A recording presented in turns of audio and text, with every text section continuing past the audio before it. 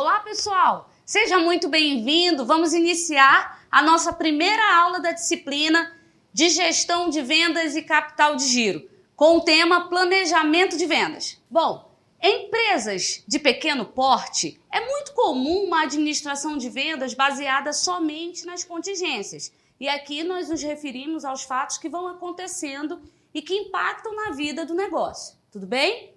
Então, o gerente de vendas somente reage àqueles fatos ou a determinadas ordens que recebe do proprietário do negócio.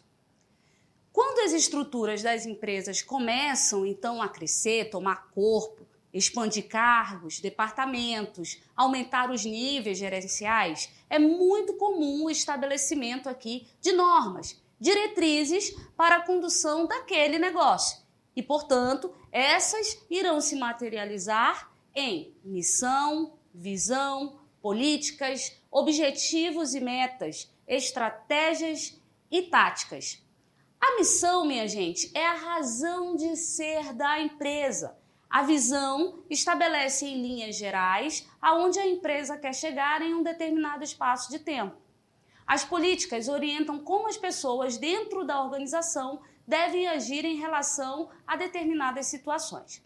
Os objetivos, portanto, apresentam qualitativamente aonde a empresa quer chegar em curto, médio e longo prazo, sendo que as metas materializam-se nesses objetivos em números, que, portanto, serão atingidos ali em termos de faturamento, unidades vendidas, participação de mercado, lucratividade, entre outros.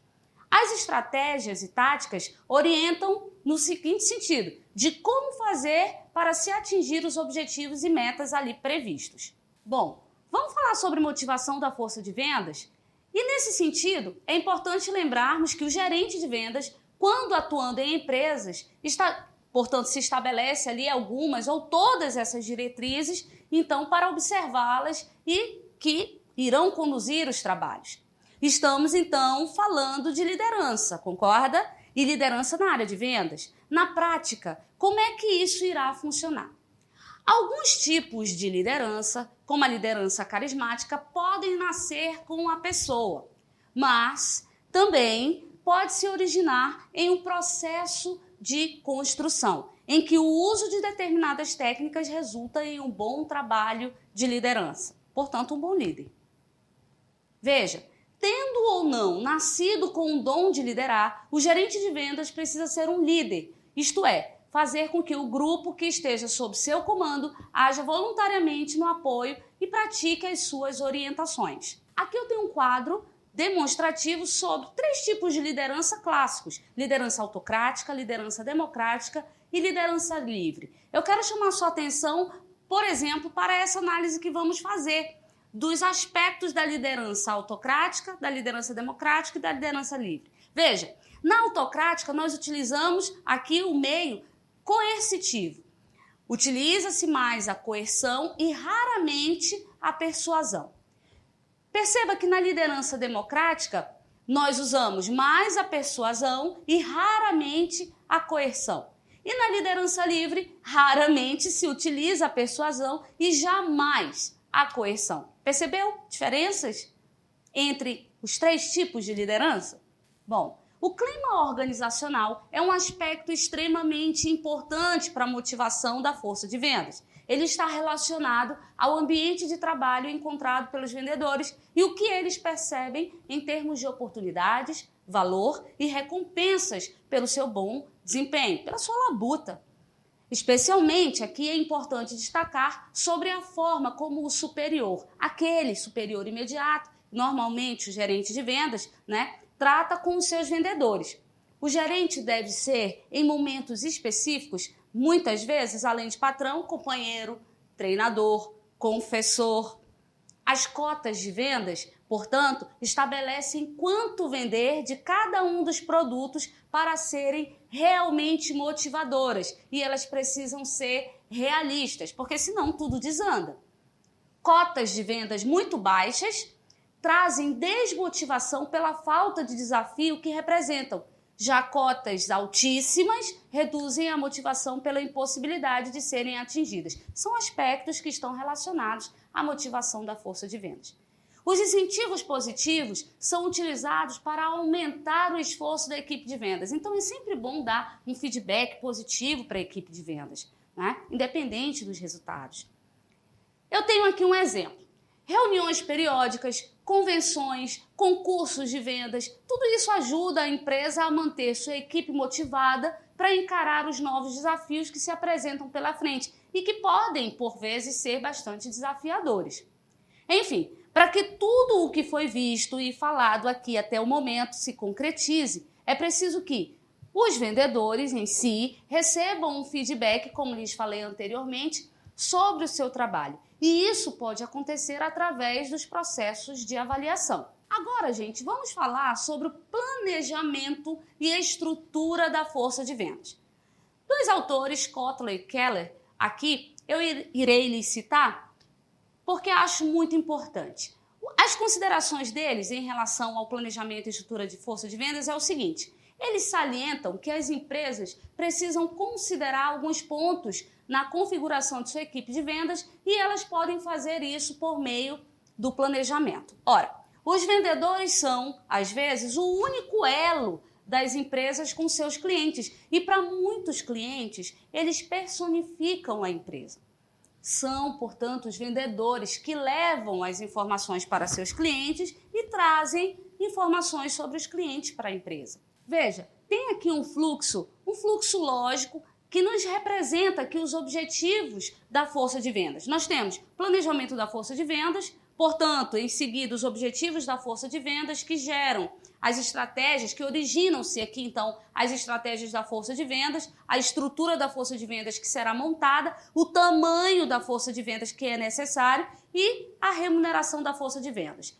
Aqui, então, vamos falar sobre a prospecção, definição de alvo, comunicação e venda. Cada um desses itens compõe os objetivos da força de vendas. A prospecção é a busca de clientes em potencial e indicações. A definição de alvo refere-se à decisão de como alocar o tempo entre clientes em perspectiva e clientes atuais. A comunicação é o processo de transmissão de informações sobre os produtos e serviços do negócio. E as vendas é o processo de aproximação junto ao cliente, a apresentação, as respostas, as objeções e, portanto, fechamento da venda. Agora, vamos falar sobre os três processos aqui, de atendimento, de coleta de informações e de alocação. O atendimento, aqui nós estamos nos referindo à oferta de vários serviços aos clientes, né? Como consultorias para problemas, assistências técnicas, obtenção de financiamentos para clientes, como obter, então, financiamento, agilização de entrega, são passos, não é? Relativos a ações de consultoria para soluções de problemas pontuais. Agora, sobre coleta de informações, nós nos referimos àquele passo a passo que é específico, né, da condução de pesquisa de mercado, trabalho de inteligência aqui com a captação de informações específicas, não é? Sempre direcionado com objetivos muito focados para o negócio. A alocação, ela está relacionada à decisão de quais clientes não poderão ficar sem produtos nos períodos, por exemplo, de baixa oferta. Bem, as estratégias dizem respeito ao como determinadas atividades devem ser desenvolvidas. Os vendedores trabalham com os clientes de diversas maneiras nesse sentido. Veja, o vendedor para comprador, o vendedor para grupo de compradores e aqui a equipe de vendas para com o comprador, não é? O vendedor para comprador é quando um vendedor entra em contato pessoalmente ou por telefone com um cliente atual ou potencial. Em relação aqui à ação de vendedor para grupo de compradores, ocorre da seguinte maneira: um vendedor procura entrar em contato com o maior número possível de membros do grupo. E agora, a atividade da equipe de vendas para o comprador. Como é que ocorre? Uma equipe de vendas da empresa trabalha em contato direto com os membros do grupo de compradores do cliente. Isso aqui são estratégias da força de vendas, como eles utilizam as estratégias no seu dia a dia, nas suas operações laborais. Bom, Agora vamos falar sobre a equipe de vendas para o comprador, reunião de vendas e seminário de vendas. Essas três atividades aqui, distintamente, né, em relação à equipe de vendas para o comprador, ocorre da seguinte maneira. Uma equipe de vendas da empresa, por exemplo, trabalha em contato direto com os membros do grupo de compradores do cliente. No caso das reuniões de vendas, aqui a gente traz a situação de o vendedor organizar uma reunião entre profissionais da empresa e clientes potenciais, por exemplo, para discutir problemas ou oportunidades que se julga ali importante. E um seminário de vendas, por exemplo, também pode se fazer com uma equipe da empresa realizando um seminário para a empresa cliente, apresentando ali as últimas novidades do setor. Veja, podemos dizer então que o trabalho de vendas é cada vez mais um trabalho em equipe. E eu acredito que você tenha percebido isso. Ele envolve desde os altos executivos, passando pelo pessoal técnico, pela equipe de escritório e culminando com as atividades dos vendedores. Portanto, podem as empresas estrategicamente trabalhar com forças de vendas diretas ou contratadas, por tudo que vimos até o momento.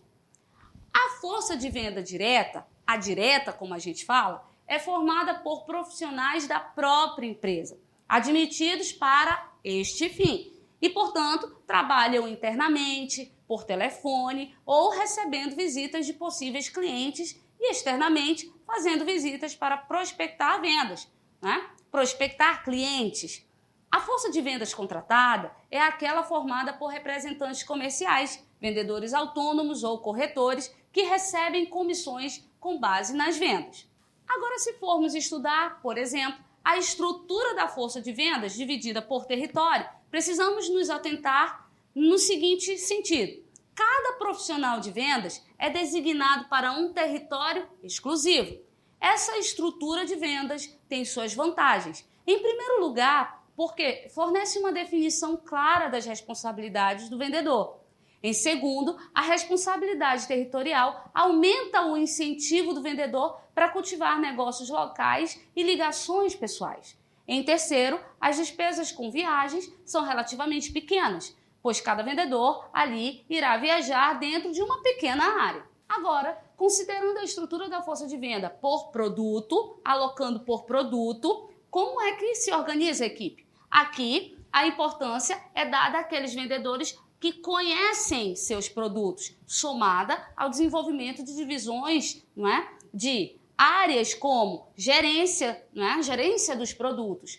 E aqui muitas empresas, então, consideraram essa estrutura de força de vendas, não é? De acordo com as linhas de produto, não é? Que negocia.